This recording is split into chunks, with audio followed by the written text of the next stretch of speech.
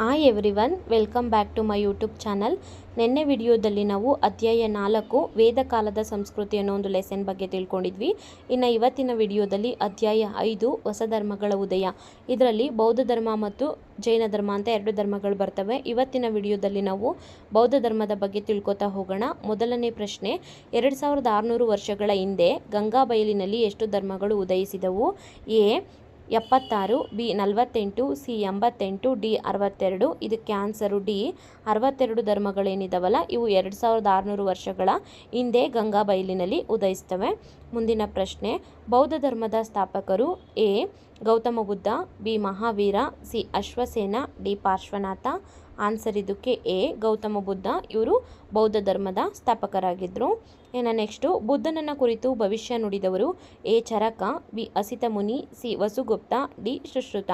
Answer B Asita ಮುನಿಗಳೇನಿದಾರಲ್ಲ ಇವರು ಗೌತಮ ಬುದ್ಧನನ್ನ ಕುರಿತು ಭವಿಷ್ಯವನ್ನು ನುಡಿತಾರೆ. ಏನಂತ ಅಂದರೆ ಗೌತಮ ಬುದ್ಧ ಸನ್ಯಾಸಿಯಾಗಿ ಜನರಿಗಿರುವಂಥ ಕಷ್ಟಗಳನ್ನು ಬಗೆಹರಿಸ್ತಾರೆ ಅಂತ ಹೇಳ್ಬಿಟ್ಟು ಅವ್ರು ಹೇಳೋವಂಥದ್ದು. ಇನ್ನು ನೆಕ್ಸ್ಟು, ಬುದ್ಧನು ಜ್ಞಾನೋದಯ ಪಡೆದ ಸ್ಥಳ? ಎ ಸಾರನಾಥ, ಬಿ ಕೂಸಿನಗರ, ಸಿ ಬಿಹಾರದ ಗಯಾ, ಡಿ ಪಾವಾಪುರಿ. ಇದಕ್ಕೆ ಆನ್ಸರು ಸಿ. ಈ ಬಿಹಾರದ ಗಯಾ ಅರಳಿ ಮರದ ಕೆಳಗಡೆ ಅವ್ರಿಗೆ ಜ್ಞಾನೋದಯ ಆಗುತ್ತೆ. ಇನ್ನು ನೆಕ್ಸ್ಟು, ಬುದ್ಧನೆಂದರೆ? ಎ ಮೋಹವನ್ನು ಗೆದ್ದವನು, ಬಿ ಬುದ್ಧಿವಂತ, ಸಿ ಶಕ್ತಿಶಾಲಿ, ಡಿ ಜ್ಞಾನಿ ತಿಳಿದವನು ಅಂತ. ಈಗ ಅರ್ಥ ಏನು ಬುದ್ಧ ಅಂತ ಅಂದರೆ ಡಿ ಜ್ಞಾನಿ ತಿಳಿದವನು ಅಂತ ಆಗುತ್ತೆ. ಇನ್ನು ನೆಕ್ಸ್ಟ್ ಪ್ರಶ್ನೆ, ಬುದ್ಧನು ಉತ್ತರ ಪ್ರದೇಶದ ವಾರಣಾಸಿಯ ಬಳಿ ಸಾರನಾಥ ಎಂಬಲ್ಲಿ ತನ್ನ ಮೊದಲ ಉಪದೇಶವನ್ನು 5 ಶಿಷ್ಯರಿಗೆ ನೀಡಿದನು. ಈ ಘಟನೆಯನ್ನು ಹೀಗೆಂದು ಕರೆಯಲಾಗುತ್ತದೆ? A Dharmachakra Pravartana, B Mahaparityaga, C Jnanodaya, D Mahaparinirvana. ಇದಕ್ಕೆ ಆನ್ಸರು ಎ ಧರ್ಮಚಕ್ರ ಪ್ರವರ್ತನ ಅಂತ ಹೇಳಿ ಬುದ್ಧನ ಉಪದೇಶಗಳನ್ನು ಕರೆಯಲಾಗುತ್ತೆ. ಈ ಮಹಾಪರಿತ್ಯಾಗ ಅಂತಂದರೆ ನಾನು ಆವಾಗಲೇ ಹೇಳಿದೆ ಸನ್ಯಾಸಿ ಆಗ್ತಾನೆ ಅಂತ ಹೇಳ್ಬಿಟ್ಟು ಅಸಿತ ಮುನಿಗಳು ಗೌತಮ ಬುದ್ಧನನ್ನು ಕುರಿತು ಭವಿಷ್ಯವನ್ನು ನುಡಿದಿರ್ತಾರೆ. ಹಾಗೆ ಒಂದಿನ ಏನಾಯಿತು ಅಂದರೆ ಗೌತಮ ಬುದ್ಧ ಅವರು ಒಂದು ರೋಗಿಯನ್ನು, ಒಬ್ಬ ಸನ್ಯಾಸಿಯನ್ನು, ಒಬ್ಬ ವೃದ್ಧನನ್ನು ಮತ್ತು ಒಂದು ಶವಯಾತ್ರೆ ಈ 4 ದೃಶ್ಯಗಳನ್ನು ನೋಡ್ತಾರೆ. ಅವ್ರಿಗೆ ಹೆಂಗೆ ಅನ್ಸ್ಬಿಡುತ್ತೆ ಅಂದರೆ ಈ ಪ್ರಪಂಚ ಏನು ಇಷ್ಟೊಂದು ದುಃಖದಿಂದ ಕೂಡಿದೆಯಲ್ಲ, ಇದಕ್ಕೆ ಏನು ಕಾರಣ ಇರ್ಬೋದು ಅಂತ ಹೇಳ್ಬಿಟ್ಟು ಅದಕ್ಕೆ ಕಾರಣನ ತಿಳ್ಕೊಳ್ಳೋದಕ್ಕೆ ಹೋಗ್ತಾರೆ. ಆವಾಗ ಅವರು ಅರಮನೆಯನ್ನು ತೊರೆದು ಹೋಗ್ತಾರೆ. ಅದನ್ನೇ ನಾವು ಮಹಾಪರಿತ್ಯಾಗ ಅಂತ ಹೇಳಿ ಕರಿತೀವಿ. ಇನ್ನು ಜ್ಞಾನೋದಯ ಅಂದರೆ ನಿಮಗೆ ಗೊತ್ತಾಯ್ತಲ್ಲ, ಬಿಹಾರದ ಗಯಾ ಅಲ್ಲಿ ಒಂದು ಅರಳಿ ಮರದ ಕೆಳಗಡೆ ಅವ್ರಿಗೆ ಜ್ಞಾನೋದಯ ಆಯಿತು. ಮಹಾಪರಿನಿರ್ವಾಣ ಅಂತಂದರೆ ಇವರು ಬಿಹಾರದ ಕೂಸಿನಗರದಲ್ಲಿ 80ನೇ ವಯಸ್ಸಿನಲ್ಲಿದ್ದಂಥ ಸಂದರ್ಭದಲ್ಲಿ ಮರಣವನ್ನು ಹೊಂದುತ್ತಾರೆ. ಅದನ್ನೇ ಮಹಾಪರಿನಿರ್ವಾಣ ಅಂತ ಹೇಳಿ ಕರೀತಾರೆ. ಓಕೆನಾ.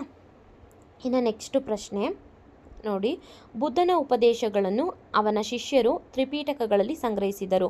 ಅವುಗಳೆಂದರೆ ವಿನಯ ಪೀಠಕ, ಸುತ್ತ ಪೀಠಕ ಮತ್ತು ಅಭಿಧಮ ಪೀಠಕ. ಸುತ್ತ ಪೀಠಕ ಇದು ಯಾವ ಭಾಷೆಯಲ್ಲಿದೆ ಅಂತ ಬಂದರೆ A Sanskrit, B Pali, C Kannada, D Greek. ಇದಕ್ಕೆ ಆನ್ಸರು ಬಿ ಪಾಳಿ. ಆಲ್ಸೋ ಈ ಸುತ್ತ ಪೀಠಕ ಏನಿದೆಯಲ್ಲ ಇದು ಅತ್ಯಂತ ಪ್ರಾಚೀನ ಪೀಠಕ ಕೂಡ ಹೌದು. ಸರಿನಾ. ಇನ್ನು ನೆಕ್ಸ್ಟ್ ನೋಡಿ, ಇದು 2024ರ TET ಕ್ವಶನ್ ಪೇಪರು. ಓಕೆನಾ. ಇದರಲ್ಲಿ 95ನೇ ಪ್ರಶ್ನೆ ನೋಡಿ, ಕೆಳಗಿನ ಹೇಳಿಕೆಗಳನ್ನು ಓದಿರಿ ಮತ್ತು ಸರಿಯಾದ ಆಯ್ಕೆಯನ್ನು ಆರಿಸಿ. ಎ ಗೌತಮ ಬುದ್ಧನ ಮೊಟ್ಟ ಮೊದಲ ಬೋಧನೆಯು ಧರ್ಮಚಕ್ರ ಪ್ರವರ್ತನ ಎಂದು ಕರೆಯಲ್ಪಟ್ಟಿದೆ. ಗೌತಮ ಬುದ್ಧನು ಪಂಚಪ್ರತಿಜ್ಞೆಗಳನ್ನು ಬೋಧಿಸಿದನು. ವರ್ಧಮಾನ ಮಹಾವೀರನು ಅಷ್ಟಾಂಗಿಕ ಮಾರ್ಗವನ್ನು ಬೋಧಿಸಿದನು. ಡಿ ವರ್ಧಮಾನ ಮಹಾವೀರನು ಗುಜರಾತಿನ ಪಾವಾಪುರಿ ಎಂಬಲ್ಲಿ ನಿರ್ಣಯವನ್ನು ಹೊಂದಿದನು. ಈಗ ಇದರಲ್ಲಿ ಸರಿಯಾದ ಹೇಳಿಕೆ ಯಾವುದು ಅಂತ ನೋಡೋಣ.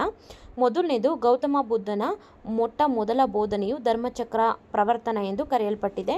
ಟ್ರೂ, ಇದು ಕರೆಕ್ಟು. ಗೌತಮ ಬುದ್ಧನು ಪಂಚಪ್ರತಿಜ್ಞೆಗಳನ್ನು ಬೋಧಿಸಿದನು. ಇದು ತಪ್ಪು. ಯಾಕಂದರೆ ಈ ಪಂಚಪ್ರತಿಜ್ಞೆಗಳನ್ನು ಬೋಧಿಸಿದವರು ವರ್ಧಮಾನ ಅಥವಾ ಮಹಾವೀರ. ಇವರು ಪಂಚಪ್ರತಿಜ್ಞೆಗಳನ್ನು ಬೋಧಿಸ್ತಾರೆ ಹೊರತು ಗೌತಮ ಬುದ್ಧ ಅಲ್ಲ.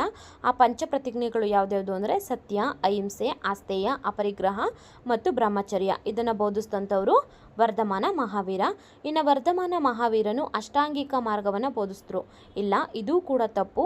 ಈ ಅಷ್ಟಾಂಗಿಕ ಮಾರ್ಗವನ್ನು ಬೋಧಿಸಿದವರು ಗೌತಮ ಬುದ್ಧ. ಅದನ್ನು ಮಧ್ಯಮ ಪಂಥ ಅಂತ ಕೂಡ ಕರೀತಾರೆ.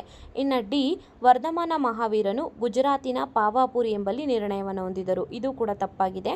ಯಾಕಂದರೆ ವರ್ಧಮಾನ ಮಹಾವೀರ ಅವರು ಬಿಹಾರದ ಪಾವಾಪುರಿ ಎಂಬಲ್ಲಿ ನಿರ್ಣಯವನ್ನು ಹೊಂದಿದ್ರು. ಹಾಗಾದರೆ ಸರಿಯಾದ ಆಯ್ಕೆ ಯಾವುದು? 2 ಎ ಮಾತ್ರ ಸರಿಯಾದ ಆಯ್ಕೆಯಾಗಿರುತ್ತೆ. ಯಾವುದದು? ಗೌತಮ ಬುದ್ಧನ ಮೊಟ್ಟ ಮೊದಲ ಬೋಧನೆಯು ಧರ್ಮಚಕ್ರ ಪ್ರವರ್ತನ ಎಂದು ಕರೆಯಲ್ಪಟ್ಟಿದೆ ಅಲ್ವಾ. ನಾನು ಯಾಕೆ ಇದನ್ನು ಆ್ಯಡ್ ಮಾಡಿದೆ ಅಂತಂದರೆ, ಪ್ರಶ್ನೆನ ಅವ್ರು ಯಾವ ರೀತಿ ಬೇಕಾದರೂ ಕೇಳ್ಬೋದು. ಏಳಿ ಕರೆಯುತ್ತಲಾದರೂ ಕೇಳ್ಬೋದು, ಅಥವಾ ಸಿಂಗಲ್ ಲೈನಲ್ಲಿ ಕೂಡ ಪ್ರಶ್ನೆ ಕೇಳ್ಬೋದು. ಅವ್ರು ಹೆಂಗೆ ಕೇಳಿದ್ರು ಕೂಡ ಉತ್ತರ ನಮಗೆ ಗೊತ್ತಿರಬೇಕು, ಆ ಕ್ವಶನ್ಗೆ ಆನ್ಸರ್ ಮಾಡೋದು ನಮಗೆ ಗೊತ್ತಿರಬೇಕು. ಹಂಗಾಗಿ ನಾನು ಈ ಪ್ರಶ್ನೆ ಗೌತಮ ಬುದ್ಧನಿಗೆ ಸಂಬಂಧಪಟ್ಟಿತ್ತಲ್ವ, ಹಂಗಾಗಿ ಇದನ್ನು ನಾನಿಲ್ಲಿ ಆ್ಯಡ್ ಮಾಡಿದೆ ಅಷ್ಟೇ. ಇನ್ನು ನಾವು ನೆಕ್ಸ್ಟ್ ಕ್ಲಾಸಲ್ಲಿ ಜೈನ ಧರ್ಮಕ್ಕೆ ಸಂಬಂಧಪಟ್ಟಂತಹ ಪ್ರಶ್ನೆಗಳನ್ನು ನೋಡ್ತಾ ಹೋಗೋಣ. ಐ ಹೋಪ್ ನಿಮಗೆ ಈ ವಿಡಿಯೋ ಇಷ್ಟ ಆಗಿರುತ್ತೆ ಅಂತ ನಾನು ಭಾವಿಸ್ತೀನಿ. ಈ ವಿಡಿಯೋ ಇಷ್ಟ ಆದರೆ ಲೈಕ್ ಮಾಡಿ, ಶೇರ್ ಮಾಡಿ, ಕಮೆಂಟ್ ಮಾಡಿ ಅಂತ ಕೇಳ್ಕೊತೀನಿ. ಈ ವಿಡಿಯೋ ನೋಡಿದ್ದಕ್ಕೆ ನಿಮ್ಮೆಲ್ರಿಗೂ ಕೂಡ ಧನ್ಯವಾದಗಳು.